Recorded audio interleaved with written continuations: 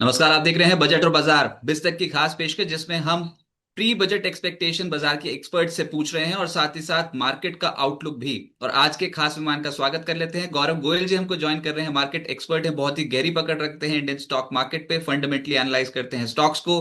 गौरव जी नमस्कार, बहुत बहुत स्वागत है आपका बिस्तक पे। नमस्कार रजत, आपको और आपके सभी दर्शकों को मेरी तरफ से अभिवादन। सर, एक मेगा इवेंट हमारे सामने है बजट, लेकिन आपको क्या लग रहा है कि ये एक रिफॉर्मिस्ट बजट होगा या फिर वित्त मंत्री के सामने बहुत बड़े चैलेंजेस हैं जिनको उनको एड्रेस करना है इस बजट में?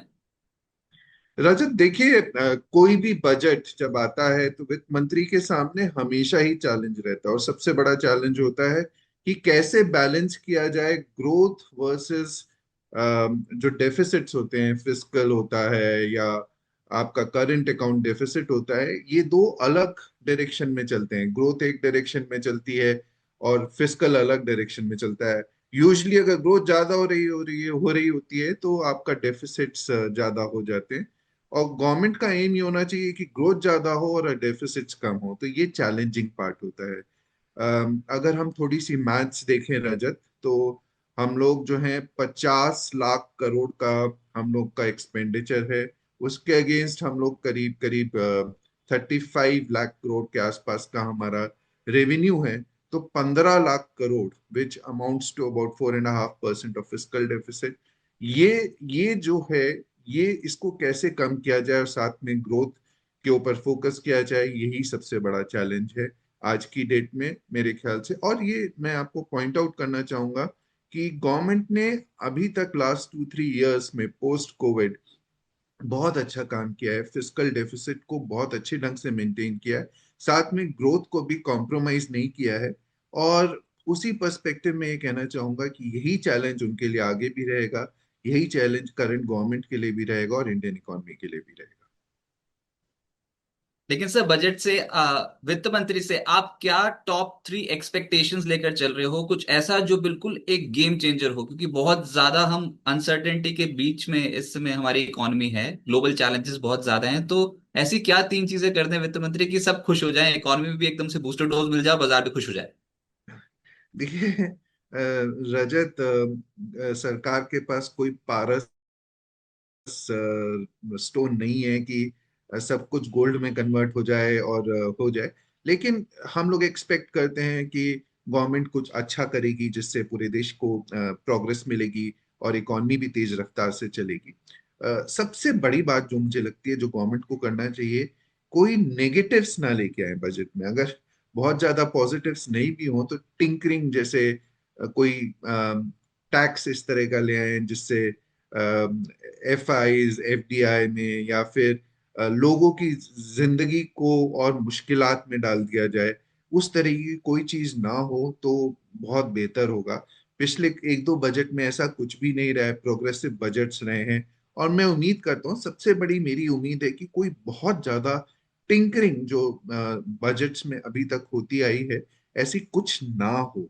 और हम लोग की सबसे बड़ी उम्मीद यही है। मैं चाहता हूं कि तो अगर मेरे को तीन चीजें पॉइंट आउट करनी पड़े अदर देन द फैक्ट कि कुछ मेजर टिंकरिंग ना हो, कोई नेगेटिव्स ना इंट्रोड्यूस किए जाएं, तो मेरा एक सबसे बड़ा उम्मीद होगी गवर्नमेंट से कि वो जॉब क्रिएशन के लिए, एम्प्लॉयमेंट क्रिएशन के लिए कुछ स्कीम्स जरूर लेके आए।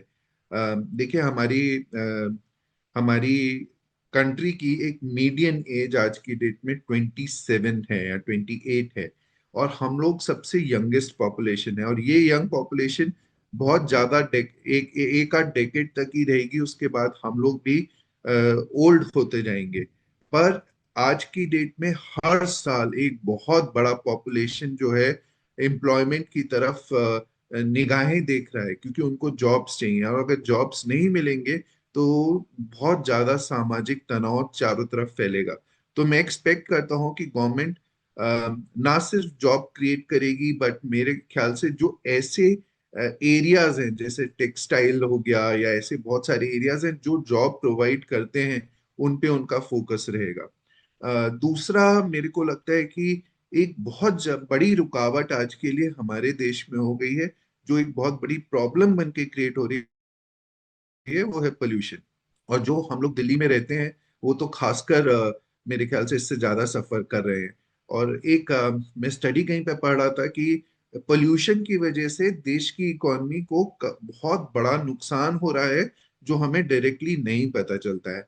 तो मेरे ख्याल से एक कोई फंड या कोई युद्ध स्तर पर कोई ऐसी चीज करी जाए जिसके लिए सरकार के पैसों की कमी ना पड़े, उसके लिए कोई फंड क्रिएट करा जाए जिसमें पोल्यूशन के ऊपर एक चाहे वो एयर पोल्यूशन हो, चाहे वो वाटर पोल्यूशन हो, चाहे सॉइल पोल्यूशन हो, चाहे नॉइस पोल्यूशन हो, आई थिंक उस पे एक इंक्रीज्ड फोकस होना चाहिए गवर्नमेंट का। थर्ड पॉइंट इज, जो मेरे हिसाब से बहुत जरूरी है, वो is the focus on three most important thing. One is हमारा अर्बन और रूरल, वाइल हम लोगों ने आउटस्कर्ट्स पे बहुत बड़े बड़े हाईवेज क्रिएट कर दिए हैं, सब कुछ कर दिए हैं, बट हमारा इनसाइड द सिटीज जो अर्बन प्लानिंग है वो चरमरा रही है। अंदर ही अंदर सिटीज के अंदर या इवन रूरल एरियाज में हम लोगों की टाउन प्लानिंग ठीक नहीं है। तो उस पे बहुत ज्यादा फोकस रहे, साथ में हेल्थ और सैनिटेशन के ऊपर अगर गवर्नमेंट ध्यान दे सके तो ये बहुत जरूरी है। ये देखिए, कोई मैं आपको कोई बुलेट सुझाव नहीं दे रहा हूँ कि अचानक गवर्नमेंट कुछ ऐसी चीज कर दे जिससे ये सब कुछ ठीक हो जाए, बट ये कुछ हद तक सामाजिक और सोशल चीजें हैं जो मैंने आपसे 3 पॉइंट डिस्कस किए हैं, जिसके लिए बहुत जरूरी है कि गवर्नमेंट फोकस करे, क्योंकि अल्टीमेटली अगर इन पे फोकस नहीं किया, ये तो तीनों चीजें बहुत बड़ा इश्यूज बन जाएंगे आने वाले समय मेरे को लगा था आप स्टॉक मार्केट के लिए कुछ मांगोगे, आपने तो समाज के लिए मांग लिया सर। में। तो सही है, सोच पता लगती है कि आप किस तरीके से सोचते हो, बहुत ही अच्छी सोच है सर। लेकिन स्टॉक मार्केट में भी तो निवेशक परेशान है, उनके लिए भी तो कुछ मांग लेते। ये क्या इस बार कुछ ऐसा है कि आप capital gain, long term capital gain tax या फिर एसटीटी में किसी भी तरीके से कटौती हो सकती है क्या? क्योंकि शेयर बाजार तो चल नहीं रहा, विदेशी निवेशक रूठे हुए हैं। तो अभी करना क्या करना चाहिए सरकार को, या फिर सरकार बिल्कुल ही निगलेक्ट कर देगी, चलो इस बार छोड़ो स्टॉक मार्केट को फिर से? सो रजत, मेरे को नहीं लगता है कि stock market capital market related कोई टिंकरिंग होगी बजट में, और मेरे को लगता है कि इसकी एग्जैक्टली exactly जरूरत भी नहीं है at this point of time. I understand कि मार्केट्स ने परफॉर्म नहीं किया है पिछले 1 डेढ़ साल में। Since September 24 we have been on a downward trend, downward trajectory. But मेरे को ऐसा लगता है कि ना एसटीटी में, ना लॉन्ग टर्म कैपिटल गेन्स में, ना शॉर्ट टर्म कैपिटल गेन्स में ऐसा कुछ भी होने वाला है। सी, हम लोगों की उम्मीदें हमेशा है, हम लोग तो चाहेंगे कि टैक्सेस खत्म ही हो जाएं कैपिटल मार्केट में, I mean that would be the best part. But ऐसा होता नहीं है, सरकार को भी रेवेन्यू चाहिए होता है। जैसे मैंने कहा आपको, आज की डेट में 15 लाख करोड़ का गैप है बिटवीन रेवेन्यू एंड एक्सपेंडिचर, और इसी को गवर्नमेंट को बोरिंग के रूप में से रेस करना पड़ता है, और उस पे इंटरेस्ट भी जाता है। गवर्नमेंट का बहुत बड़ा कंपोनेंट इंटरेस्ट के ऊपर खर्च में जाता है। तो ये सब चीजें जो हैं, ये ऐसा नहीं हो सकता, मतलब it is very easy for all of us to say कि कोई टैक्स ना हो, बट ऐसा होगा नहीं रजत। मुश्किल लगता है मेरे को कि टैक्स में कोई टिंकरिंग होगी। I think I want what I want from government is consistency. Consistency होनी चाहिए टैक्सेस से रिलेटेड, कि ना बहुत ज्यादा बढ़ाए ना बहुत ज्यादा घटाए।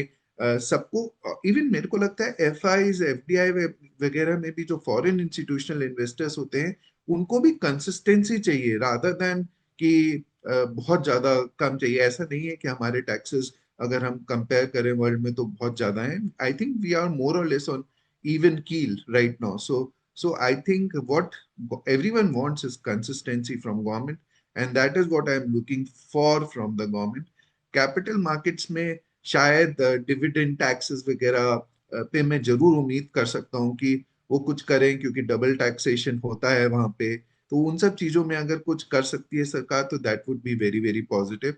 आई don't expect any tinkering much with individual taxation or corporate taxation or capital market related taxation. तो मतलब फिर वित्त मंत्री से अगर पूछा जाएगा कि आम आदमी को आपने क्या दिया, तो वित्त मंत्री फिर बोलेंगे दिया तो था पिछले बजट में कि 12 लाख के ऊपर टैक्स माफी आमदनी के ऊपर सालाना, और उसके बाद फिर जीएसटी 2.0 रिफॉर्म भी तो कर दिए। तो फिर क्या बिल्कुल ही आज छोड़ दे इस बजट में? नहीं सर, मतलब मिडिल See, क्लास को कुछ तो मिलना ही चाहिए, चाहे टैक्स स्लैब में थोड़ा बहुत तो चेंजेस कर दो। ये तो हमेशा मांग रही है मिडिल क्लास की।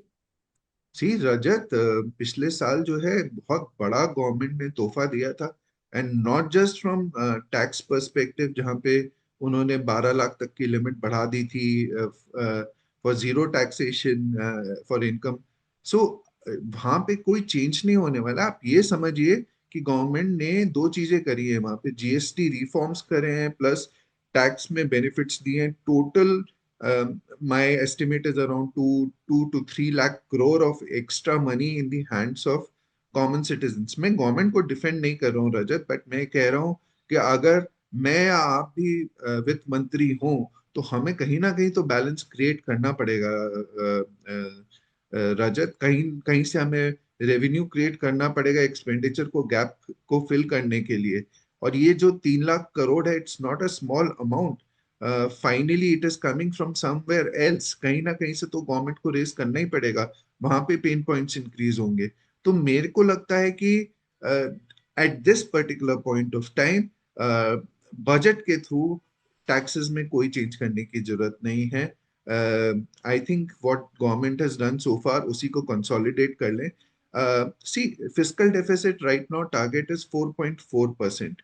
एंड मेरे को लगता है अगर हम लोगों ने पिछले क्वार्टर में 8.2% की ग्रोथ रेट अचीव करी है, real growth rate, and overall we are expecting somewhere around 7.4 to 7.5% of GDP growth for the entire year.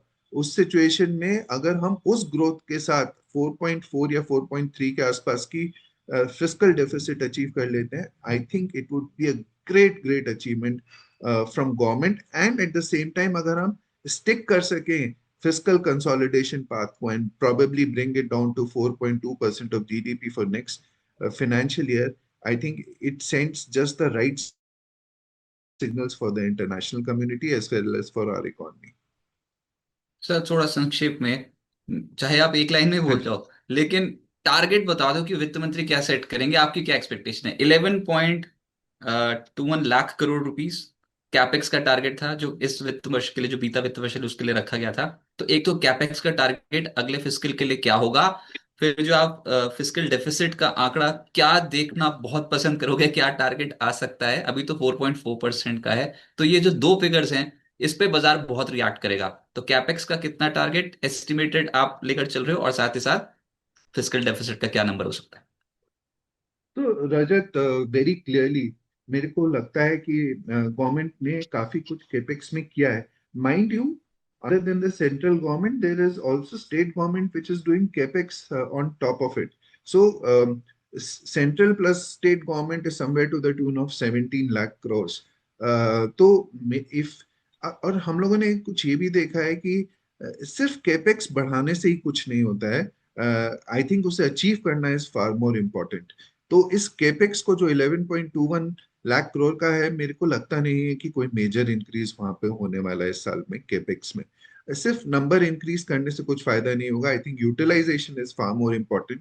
सो मेरे को लगता है कि this capex number will remain as it is. Rajat, I don't expect this time any significant movement upwards. One, two is जो fiscal deficit का target था 4.4%, मेरे को लगता है achievement would be a little better than 4.4, perhaps 4.3%, and this is a commendable effort as I have said.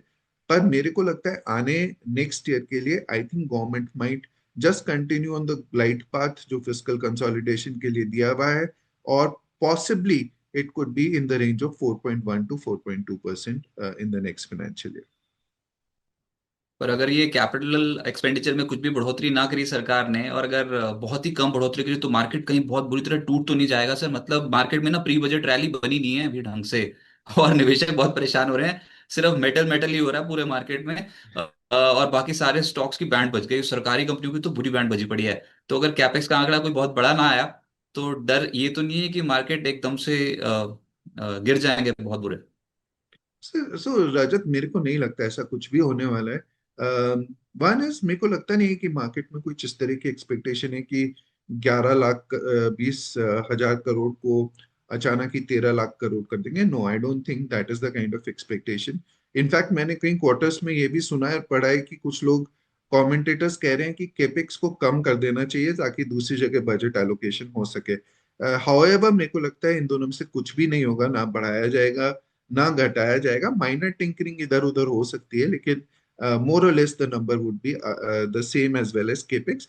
And मेरे को नहीं लगता है कि इससे बजट पे कोई मेजर मार्केट्स पे कोई मेजर फर्क पड़ने वाला है।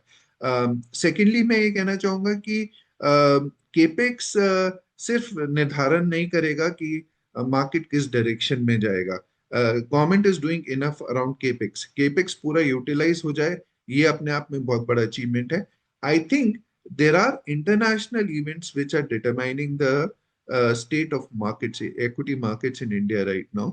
और उस पे government which is other than the budget, अगर गवर्नमेंट उस पे काबू कर लेती है, may be focus on trade deals across the world with the major super powers, जब हम लोग जैसे देखें यूरोप के साथ होने वाला है, may be with America, I am not very sure कि वहां पे क्या चल रहा है ट्रेड डील में। वो कुछ भी बोलते रहते हैं बट एक्चुअली जब तक होगी नहीं तब तक मानेंगे नहीं, और होने के बाद भी क्या उन टर्म्स एंड कंडीशंस पे स्टिक करेंगे, that is very very important. तो इसके अलावा और ट्रेड डील्स दूसरी कंट्रीज के साथ, बड़ी कंट्रीज के साथ करके क्या हम अपने एक्सपोर्ट्स को डिवर्सिफाई करें, इंपोर्ट्स को डिवर्सिफाई कर सकें, और एक बैलेंस्ड ट्रेड हम लोग इनिशिएट कर सकें across the world, I think that would be very very critical. So I don't think the market is worried about कि केपेक्स कितना बढ़ेगा या केपेक्स कितना घटेगा at this point of time. I think there are big international worries to look out for. फिर आपने trade deal का मुद्दा छेड़ दिया तो आपको पता ही है, फिर मैं डोनाल्ड ट्रंप के ऊपर पूछूंगा। अभी हाल की जो लेटेस्ट स्टेटमेंट्स हैं, जो भी लेटेस्ट रिलीज हुई है, उसमें यह है कि 8 यूरोपीय देशों पे टैक्स लगाने जा रहे थे, नहीं लगाएंगे। ग्रीनलैंड के ऊपर मिलिट्री हमला नहीं करेंगे। ग्रीनलैंड के साथ एक समझौते के लिए उन्होंने एक रोड मैप बना दिया है। नाटो से उस पर बातचीत भी हो गई, फ्रेमवर्क तैयार हो गया, लेकिन ग्रीनलैंड के प्रधानमंत्री बोल रहे हैं हमें पता ही नहीं उस फ्रेमवर्क में क्या है, डोनाल्ड ट्रंप को पता होगा। और ये सारी चीजें हैं। और इंडिया के लिए भी बोलते हैं कि प्रधानमंत्री मोदी मेरे बहुत अच्छे दोस्त हैं और भारत से जल्द बहुत बड़ी अच्छी सी ट्रेड डील हो सकती है। अब ट्रम्प ने जब जब ये चीजें बोली हैं तो इम्प्लीमेंट तो होते हमने देखी नहीं है। अभी जो हाल की आज की स्टेटमेंट है उसमें यह है कि जेलेंस्की ने बोला है कि उनकी जो अब बैठक ये जो हो रही है, ट्रम्प के साथ उनकी बैठक हुई कल दावोस में, और उसके बाद अब आज और कल यूएई में जेलेंस्की, पुतिन और डोनाल्ड ट्रंप, ये तीन एक साथ बैठक करने जा रहे हैं। तो ये बैठक कितनी फ्रूटफुल हो सकती है और इससे कुछ शांति प्रस्ताव निकल के आएंगे क्या? मेरा कहने का मतलब ये है कि इतना जियोपॉलिटिकल अनसर्टेनिटी के बीच में अगर कुछ पॉजिटिव खबर आ जाती तो वो इंडिया के लिए कितना रिलीफ का काम करेगी। क्या आपको लगता है कि ऐसा कुछ हो सकता है और बाजार पे उसका इम्पैक्ट पड़ सकता है? सो टू थिंग्स रजत, सबसे पहले मैं ट्रम्प के बारे में ये कहना चाहूंगा कि ट्रम्प ट्रम्प के बारे में आजकल फेमस है कि वो टैको ट्रेड के बारे में, कि ट्रम्प ऑलवेज चिकन्स आउट, और विच इज वो शुरू में कोई मुद्दा छेड़ते हैं उसको बहुत बढ़ा चढ़ा के बोलते हैं, उससे रिलेटेड मतलब एक्स्ट्रॉर्डनरली अमेजिंग बातें बोलते हैं, और दूसरी कंट्री को सबड्यू करने की कोशिश करते हैं, सप्रेस करने की कोशिश करते हैं। और फिर दूसरी कंट्री जो है वो एक नेगोशिएटिंग टेबल पे आती है, और अगर ट्रम्प ने 100 के बारे में बोला और दूसरी कंट्री 20 के लिए भी तैयार हो गई, तो ट्रम्प की कोशिश एक्चुअली 20-30 की थी, वो सिर्फ मुद्दे को बहुत ज्यादा बढ़ाने की कोशिश करते हैं। तो ये उनकी नेगोशिएशन का स्टाइल है, और वो दबाव बनाने की कोशिश करते हैं लोग दूसरे कंट्रीज को, ताकि उनके फेवर में कुछ डील क्रिएट हो जाए। Not that I am saying it is a bad thing for him and his country, but मैं ये जरूर कहूंगा कि अमेरिका का एक सुपर पावर स्टेटस है, they are one of the leading countries, they are the mother economy in the world. So इस तरह का दबाव से व्हाट इज हैपनिंग इज, शायद वो ट्रेड डील्स में कहीं ना कहीं आगे बढ़ रहे हों, लेकिन उनका जो ट्रस्ट डील है, जो उनके ऊपर ट्रस्ट है, और America as a super power के ऊपर ट्रस्ट है, वो कहीं ना कहीं बहुत तेजी से घटे जा रहा है। और इसी इसी घटनाक्रम में ना सिर्फ अमेरिका सफर कर रहा है, उनका डॉलर भी सफर कर रहा है। आज की डेट में जिस तरह से ट्रस्ट डेफिसिट क्रिएट हो गया है, उसकी वजह से de dollarisation has become one of the biggest themes, और हम लोग इस पे डिस्कस पहले भी कर चुके हैं कि गोल्ड और प्रेशियस मेटल्स में जो तेजी हम लोग देख रहे हैं, उसका एक मुख्य कारण यही है कि ये ट्रस्ट की वजह से de dollarisation has become a big theme. उसके ऊपर भी वो कंट्रीज को धमकाने में लगे हुए हैं कि अगर आपने हमारे यूएस ट्रेजरीज में से कम किया तो हम आपके ऊपर और टैरिफ लगा देंगे, ये कर देंगे, वो कर देंगे। सो ये सब चलता रहेगा, हमें ट्रम्प से अगले 3 साल में डील करना पड़ेगा। जहां तक जेलेंस्की का सवाल है, और उन्होंने जो बात बोली है कि 3 कंट्रीज, यूएस, रशिया और यूक्रेन, टेबल पे बैठ के फॉर द फर्स्ट टाइम मिलेंगे और एक्चुअली डिस्कशन करेंगे ऑन पॉसिबल पीस को अकॉर्ड को लाने के लिए। I think it's a positive move, Rajat, step in the right direction. But peace इतनी आसानी से वहां पे अचीव नहीं होगी, क्योंकि जो सस्पिशन के बादल जो वहां के लीडर्स के मन में छाए हुए हैं, वो इतनी आसानी से निकल नहीं पाएंगे। बट आई एम होपिंग कि कुछ थोड़ा सा एक स्टेप हो, फिर अगला स्टेप हो, फिर तीसरा स्टेप हो, और शायद कुछ इस तरह से पॉजिटिविटी क्रिएट हो। मोर देन इंडिया और इंडिया के मार्केट्स और इंडियन इकोनॉमी पे फर्क पड़ने के बजाय, आई थिंक मोर इम्पोर्टेंटली एक जियो पॉलिटिक्स में थोड़ी सी स्टेबिलिटी शायद मिल जाए। इतनी अफरा तफरी क्रिएट हो चुकी है, तो कहीं ना कहीं इट बिकम्स पॉजिटिव इंडिया के लिए। शायद ये पॉजिटिव हो जाए अगर डील हो जाए, तो India can buy crude oil from Russia in whatever volume it wants to do. Let's see how it plays out. मेरे को उम्मीद थोड़ी बहुत ही है, बहुत ज्यादा नहीं है वहां से निकलने की कुछ पॉजिटिव रिजल्ट। तो सेक्टर्स कौन से नजर में रखने चाहिए बाजार के पर्सपेक्टिव से? अब बजट में तो अनाउंसमेंट्स होंगी बड़ी बड़ी, लेकिन आपको अभी क्या ठीक लगता है कि हाँ सरकार का फोकस इन सेक्टर्स पे रह सकता है, और इसमें अगर स्टॉक्स खरीदे जाएं इन सेक्टर्स पे तो पैसा कमाने के चांसेस 2026 में ज्यादा रहेंगे? तो रजत, अगर हम लोग प्योरली बजट पर्सपेक्टिव से देखें और कैप मार्केट्स को एनालाइज करके देखें, तो मेरे को लगता है पीएसयू स्पेस, जो जिसने पिछले 4-5 साल में बहुत अच्छा परफॉर्म किया है, I think that space will continue to do very well. एक दूसरी चीज जो पीएसयू के अंडर में ही आती है, बट थोड़ा सा प्राइवेट पार्टिसिपेशन भी है, और इंडिया के लिए एक बहुत बड़ा चैलेंज और बहुत बड़ी नेसेसिटी है, is the defence sector. Rajat, आज की डेट में लगभग 8% of our expenditure, total budgetary expenditure goes towards defence. आप जानते हैं कि वैश्विक स्तर पर हर जगह आज हम लोग किसी कंट्री के सपोर्ट पर नहीं जी सकते हैं। हम लोगों को यहाँ पे आत्मनिर्भर होने की बहुत बहुत जरूरत है।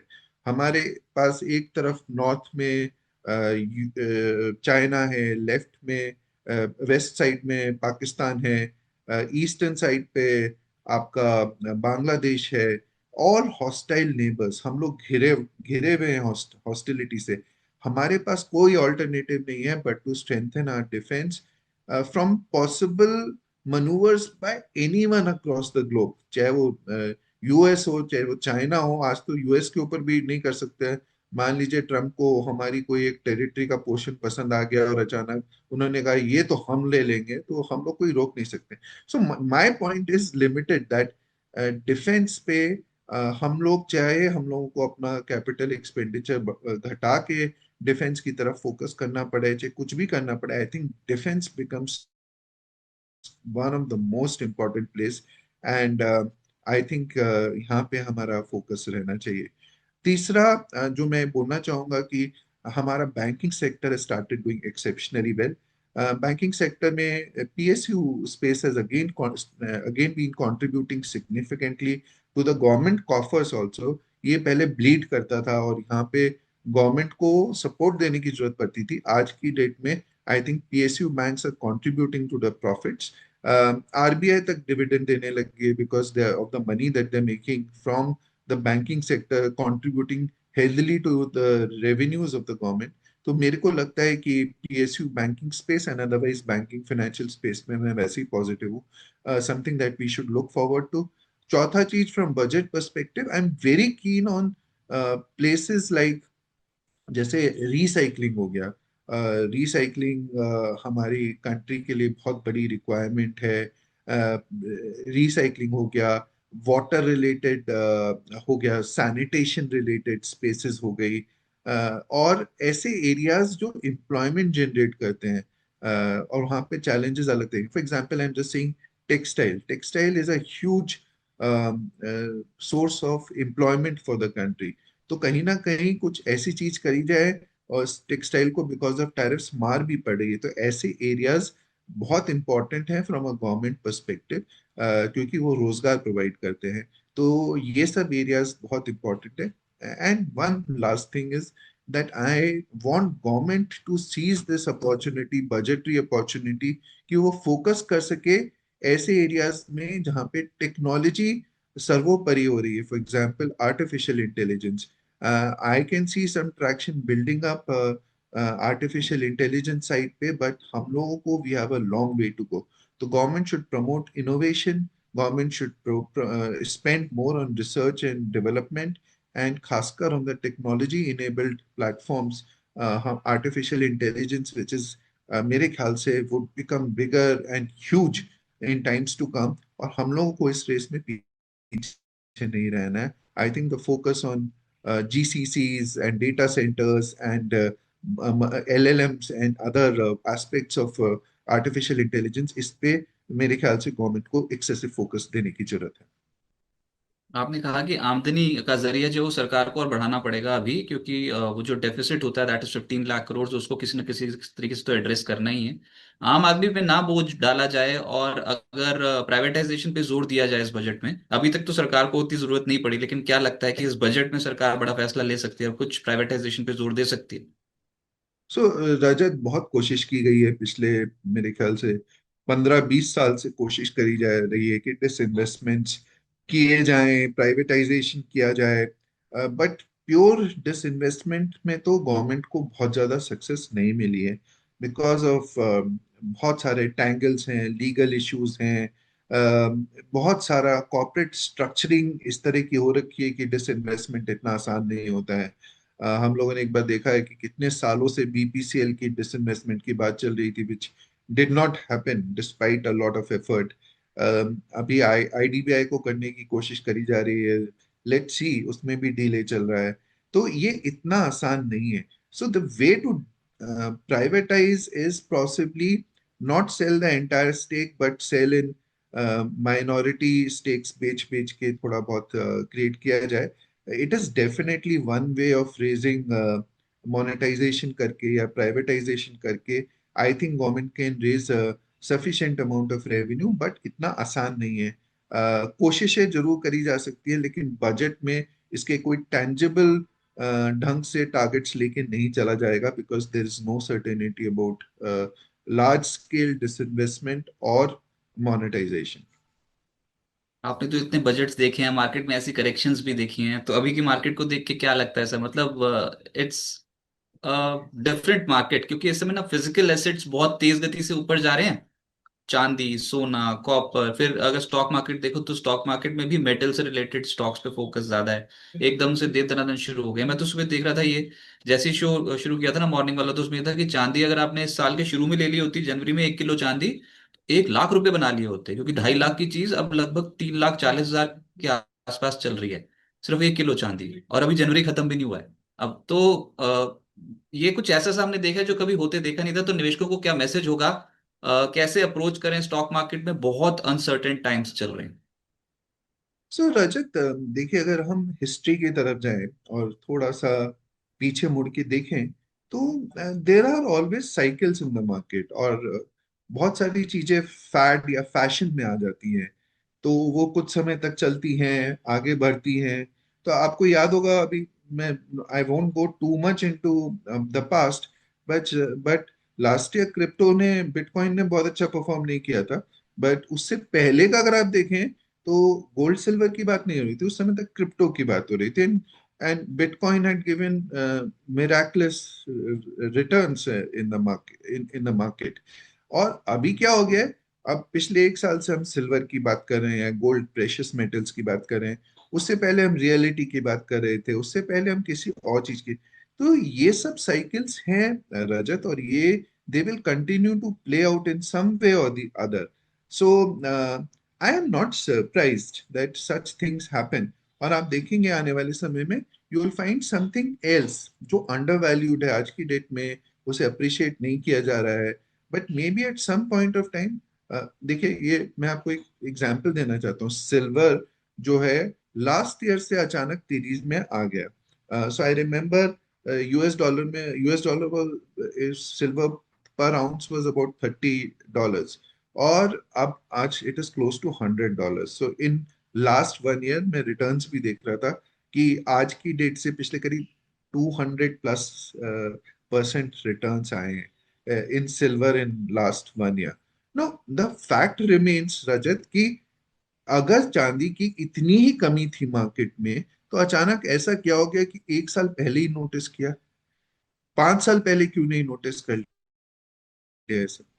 सो what I am trying to say Rajat is these are all cycles, and अचानक साइकिल्स प्ले आउट होती हैं। जो चीजें सालों और डिकेड्स में नहीं होती हैं, वो महीनों और डेज में हो जाती हैं। So this is a popular saying in in market circles. और इसी पर्सपेक्टिव में मैं ये कहना चाहूंगा कि आज प्रेशियस मेटल्स हैं, कल कुछ और होगा, परसों कुछ और होगा।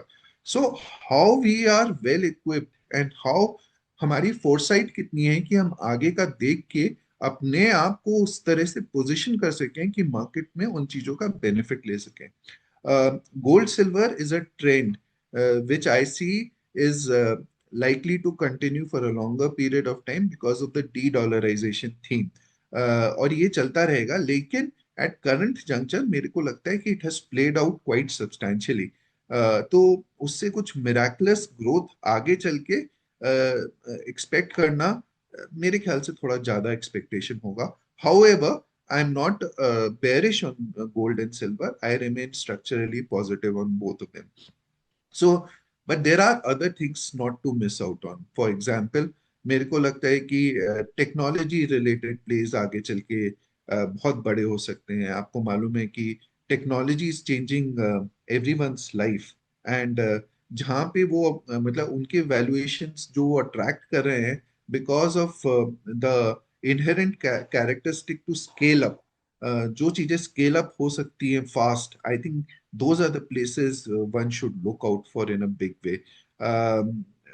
ध्यान रखने की जरूरत है, अपना एंटेना रेडार ओपन रखने की जरूरत है। I think cycles will come and go, so we should be ready to capitalise on it. भाई गौरव जी, बहुत शुक्रिया बिस्तर को अपना समय देने के लिए और बजट से पहले अपनी एक्सपेक्टेशंस बताने के लिए। बहुत बहुत शुक्रिया sir, thanks for joining. Thank you Rajat, thanks for having.